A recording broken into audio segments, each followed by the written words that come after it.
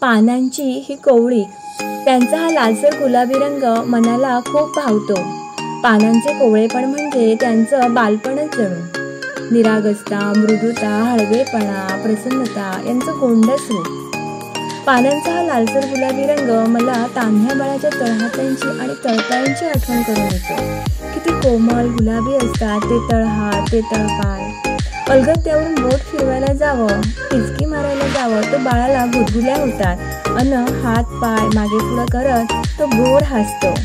तीच अनुभूती या पानांना स्पर्श केल्यावर येते. ही नाजूक पाने खोडावरून हळूच डोकावतात. सूर्याची कोवळी किरणे अंगावर खेळवत दिवसेंदिवस अधिक रुंदावत बाहेरच्या जगाला हलकेच आपलंसं करतात. जग पाहण्याचा त्यांचा हा सुरुवातीचा कोवळा अनुभव. थंडी, वारा, पाऊस, पाणी सारे सारे अनुभवत ही पाने मोठी होतात आणि गर्द हिरव्या रंगाने सजतात.